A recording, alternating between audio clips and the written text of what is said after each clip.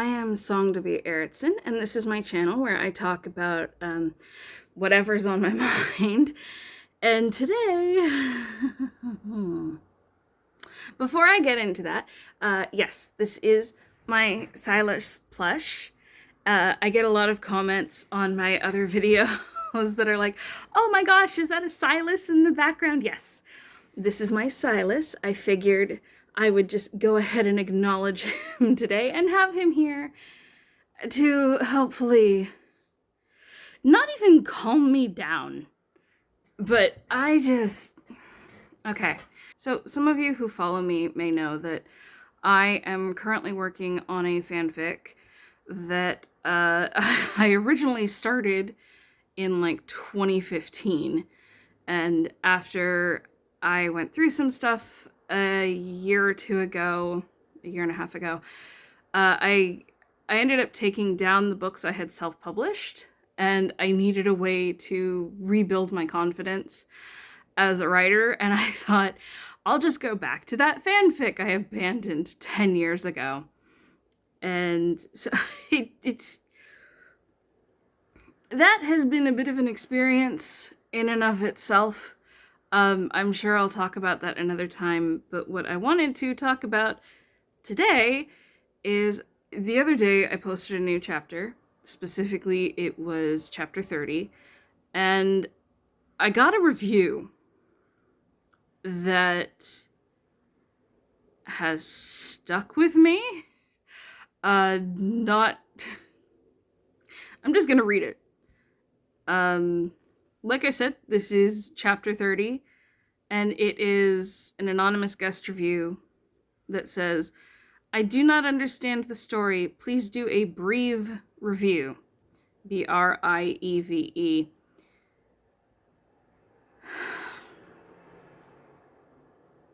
Okay. Here's the thing. I've gotten this review was on fanfiction.net, but I've gotten a few on Archive of Our Own specifically where I read it and I'm like, this doesn't feel like a human review. This just reads like an AI summary with like some mild compliments. Like, oh, it has a really good atmosphere. It has this and that. Which, like, the computer thinks I write good atmosphere. Yay, I guess. But this isn't even that. This is just a chat GPT prompt. Of, like,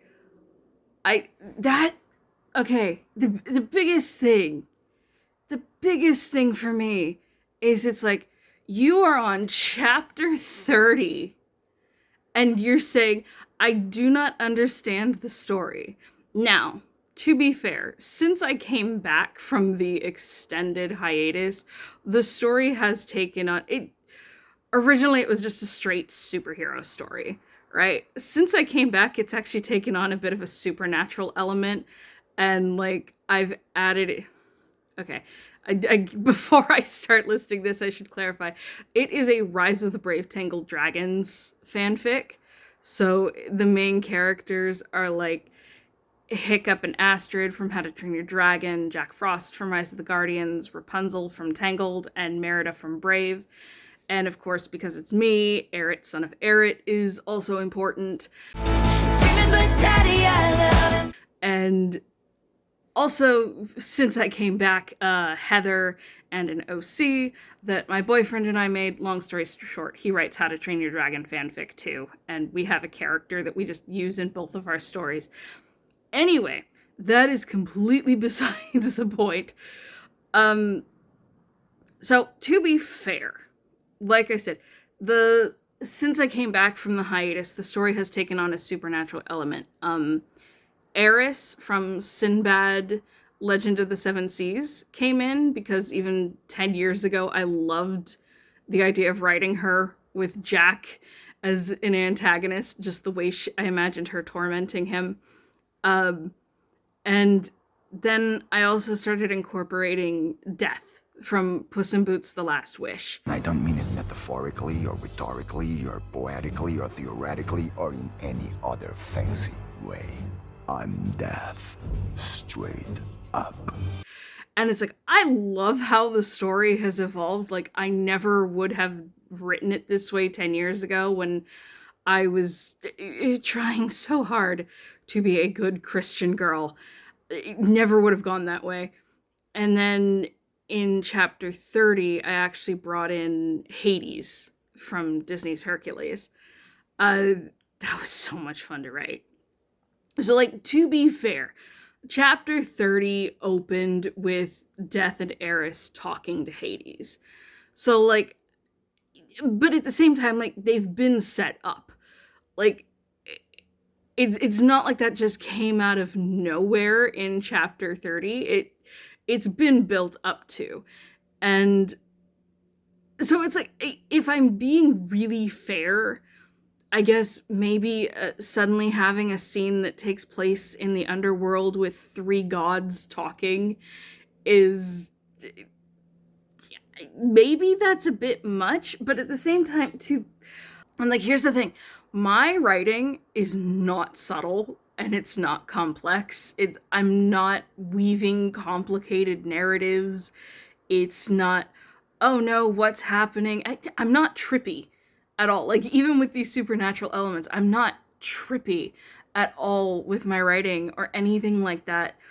So I always worry that, like, maybe my narratives and my writing is too simple and, like, it's not subtle enough and doesn't have enough nuance. And now someone is here saying they don't understand it. And I'm like, okay, but what do you not understand? Like, that's bad enough. But the fact, this is not a review. Like, this is a Chat GPT prompt. You are feeding my story into Chat GPT and asking it to write a review for you. Is this how bad media, not even media literacy, like, it sometimes it feels like the talk about the death of literacy has become a bit of a buzzword online, and I certainly see people use it in ways that I'm like, that's not what literacy means. And like, I know it's bad, like,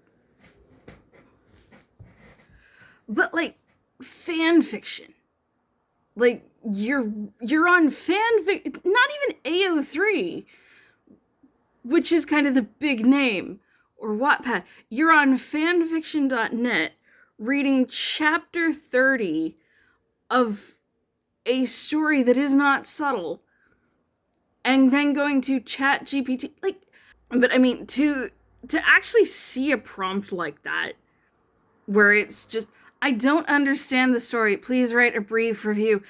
If you don't understand the story and you're gonna leave a review, ask me. Like, what do you not understand? Or like, is it,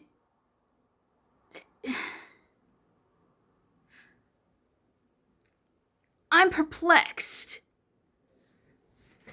I'm perplexed by this whole thing. Like, what's the point? Like, this is how you interact with fan fiction? Like, okay, do you actually not understand it?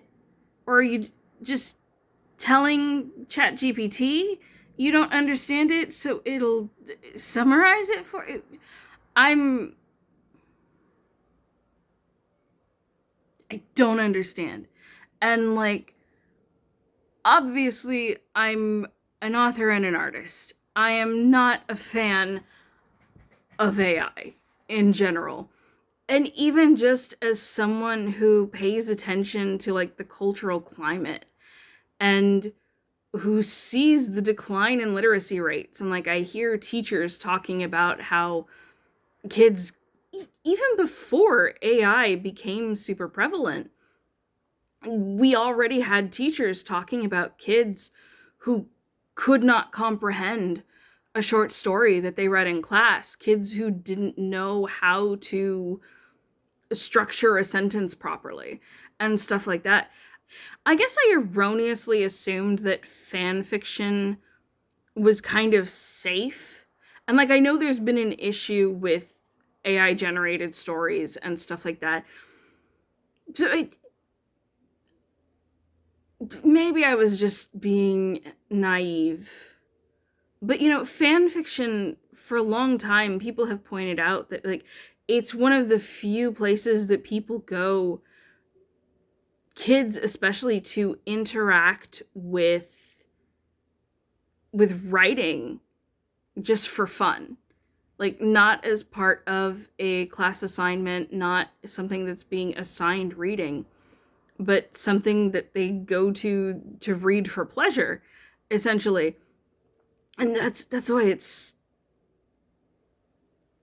to bring AI into that, just the level of dependence that says about AI, which isn't new. And like, I'm certainly not saying anything that other people haven't talked about before. It just frustrates me so much. And yes, I am kind of aware, maybe it's a little ironic to be talking about this with a cat plushie of my virtual boyfriend from a 3D Otome game keeping me company. Thank you for being here, Silas. Oh no, I got lipstick. The sad part is that's probably not actually new. And like, I don't even have a point to all this. On one hand, I want to say, like, how did we get here? And like, I know how we got here, but at the same time, like, how did we get here? How did we get here that someone thinks it's normal to feed a fanfic chapter into ChatGPT and say, I don't understand this, write a brief review?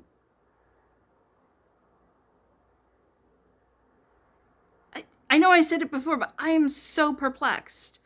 I am so...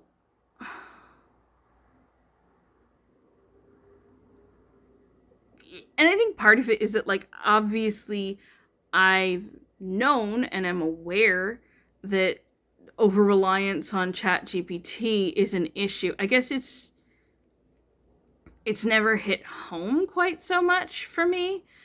Like, I see adults talking about it at the restaurant where I work, where it's like, oh yeah, I did this and that, and ChatGPT gave me this, and I'm like, you're in your 60s, and you're talking to ChatGPT, and like, oh yeah, it's a great conversationalist. I swear to God, I heard a guy in his 60s in the restaurant. He was talking on the phone about what a great conversationalist ChatGPT is. And part of me is like, well, one, you can't even be bothered to try and have a conversation with me when I ring you up every week for your dinner. The fact that, and like, here's the thing, I consider myself a decent conversationalist, right? I get on here and I talk about stuff, and like, I enjoy having conversations about stuff. Part of why I get on YouTube and just talk like this is because I don't have a lot of people in my life that I can talk to about this stuff. And so it's like, yeah, no, I'm just gonna get out here and talk, and maybe people in the comments will talk back, and yada yada. So it's like, I consider myself a decent conversationalist. And so to have a customer who I am keenly aware of, like, I don't even ask him how he's doing anymore, because he doesn't answer.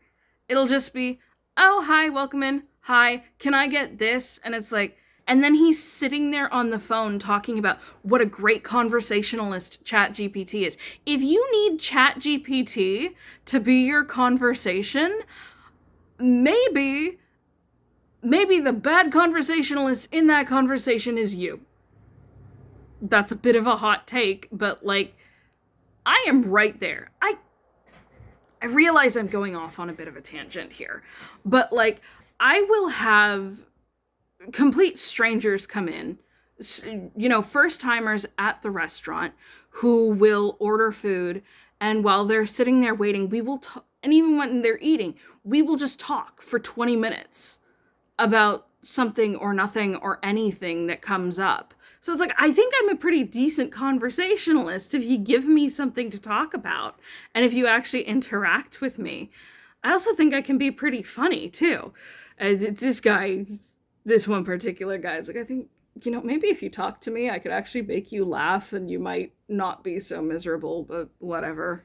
You're just going to talk to ChatGPT and have it make you feel special. Okay. Okay. Look, my point in all this is I'm not taken by surprise about the dependency people have on ChatGPT. Like, that's not necessarily news to me. I hate it. I saw, it might have been a Tumblr post where it talked about how they found ways to separate people, so like we don't hang out in groups anymore. We don't talk on the phone. We just text or email. And we don't go out places because, we'd much rather be at home. But then at the same time, we're all so lonely. And so then they create something like ChatGPT for you to talk to instead of forming actual human connections. And it's like big corporations have found ways to sell us connection and some kind of community, which is so depressing. It's so depressing. And like, my point with this is it's like, it's not news to me that the reliance on AI is an issue. I'm well aware this is something that is a very prevalent issue. I guess just seeing it in fan fiction, which I always, for a long time, I've considered like fan fiction and fandom kind of in general one of like the last bastions of community, if that makes sense. Which, I mean, is an idea that has been extremely challenged of late with just the way people think they can behave in fandom. And the way fandom has become just another way to consume instead of a way to interact and connect with people and to share something you love. God, it's so depressing.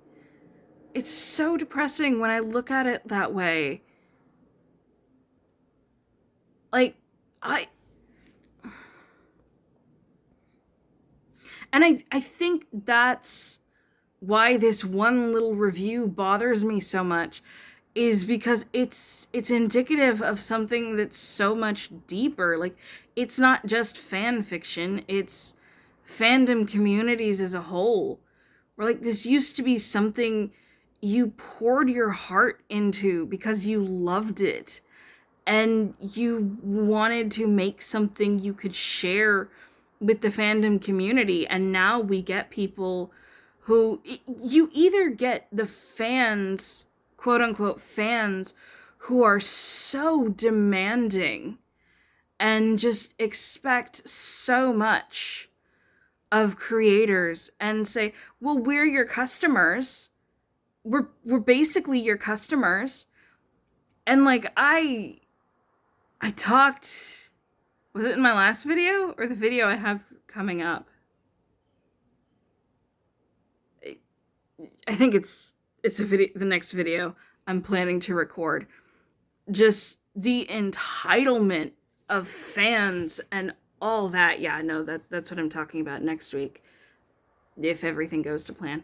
When I was younger, fandom was, like I said, I viewed it as kind of like one of the last bastions of true community, where like you had people who were all passionate about the same thing. And like, yeah, there was toxicity.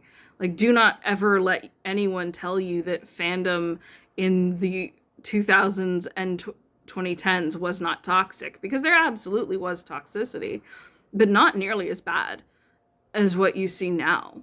And it's like, at the end of the day, aside from a few crazy people, I don't know what else to call it, aside from a few crazy people, for the most part, like, at the end of the day, like, we were all there because we liked something and because we were passionate about it. And so, like, people did art because they wanted to, and then they shared it with the community, and same with fanfic authors and the people who made the edits and the graphics and the gift sets and all that. And there was something just so kind of wholesome about that. And now the consumerism that has entered fandom spaces is so odd to me. It feels like the passion, I know the passion isn't gone, but it definitely feels like fandom has changed in such a strange way. And I know I've gotten way off topic from just someone accidentally left their chat GPT prompt in a review. Like, it all feels connected, but still, just the idea that I, as a human, wrote something for free and I put it out there. And now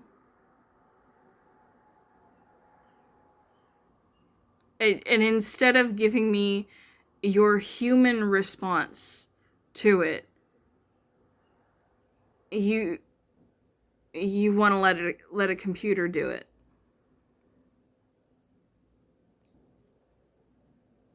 How have we gotten here? Again, I know how we got here, but like, how did we get here? I'm not even sure how to wrap this up, because like, it's not like I have an ending point to make. This really was just, I think when I sat down to do this, I wanted to like talk a little about how frustrating literacy rates are, but it's like, again, that's something a lot of people have talked about, and I think I did kind of touch on that. But like, it is so scary that this is the state of things and the reliance on ChatGPT, which again, it's a symptom of the problem, right? Because teachers, like I said, even before AI was a thing, and people blame the pandemic, but I think we know it was already an issue before that people can't read something and comprehend it. And it's so scary. And it's not just kids, it's adults too. It's plenty of adults. And that's why it's like, I don't blame the lockdowns, because I think the lockdowns had their own issues, but this was already a problem, because like, most people pin it back to No Child Left Behind and stuff like that, which I can't comment too much on. And especially as someone who loves reading and writing, like, don't even get me started on book talk and how we are once again having the conversation about people saying, oh yeah, I don't read prose, I read dialogue, and claiming that, oh, well, my priority is on the characters, and that's why I only read the dialogue and not the prose. And I, as a character writer, am sitting here going, what do you mean you think there's no character development in the prose?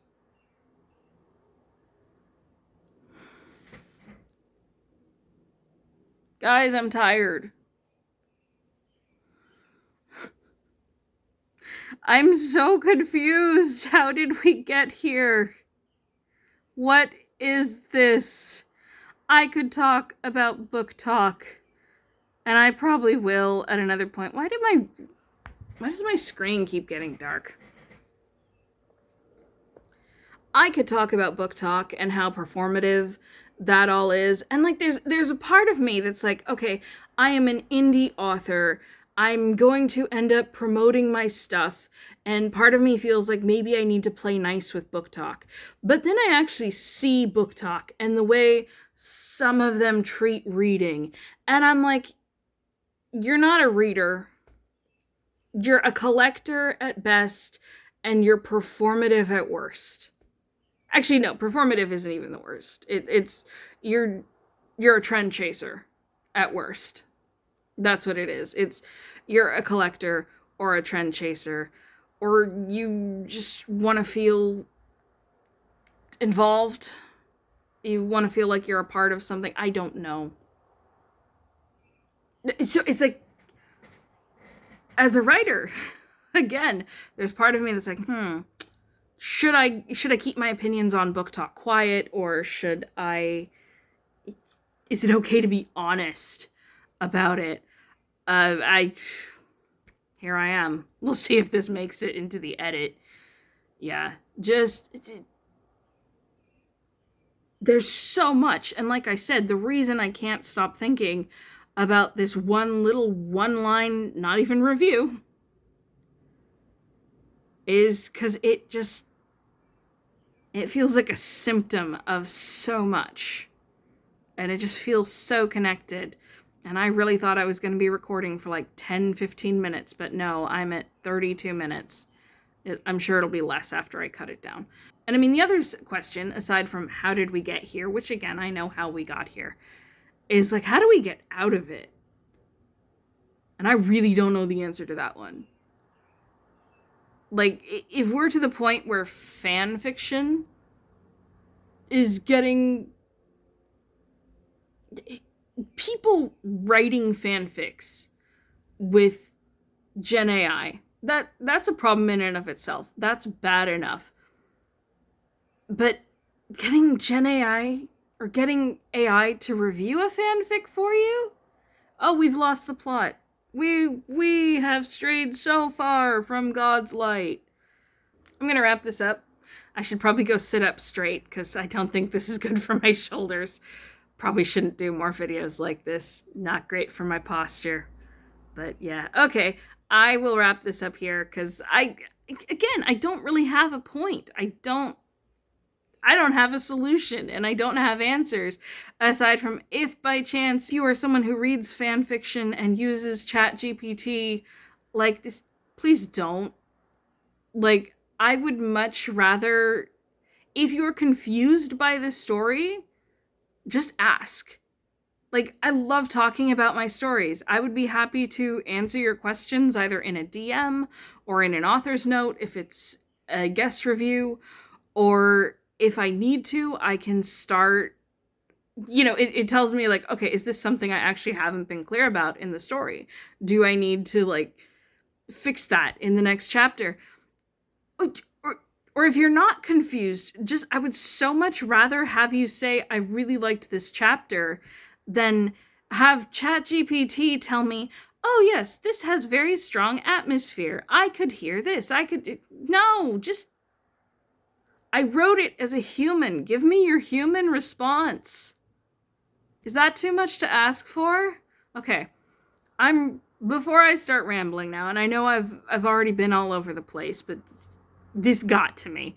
I'm going to wrap this up here.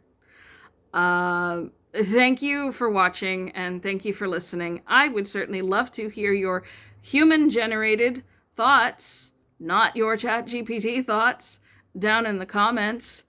And yeah, I will be back next week, and the plan is to talk about the entitlement of fans and the weirdness surrounding indie animation projects right now. That'll be fun. Let's hope I can get my thoughts together enough for that to make a comprehensible video. I'll do my best. Okay. All right. Thank you for watching. Love to hear your thoughts down in the comments. Maybe check out some of my other videos, and if you like those, hey, maybe subscribe. I just hit 450 the other day, and I'm so grateful, and I would love to hit 500. That would be really cool. Oh, before I go, probably a bit late to be saying this, huge thank you to everyone who watched my second video on Milo Winter. That got such an amazing response, and I'm so grateful for that. That's what got me up to 450 subscribers. And again, means so much to me. Thank you so much for watching that, and thank you so much for watching this video, and especially if you stick around to watch more. All right. Until next time, stay safe, take care, and I hope to see you again soon. Bye-bye.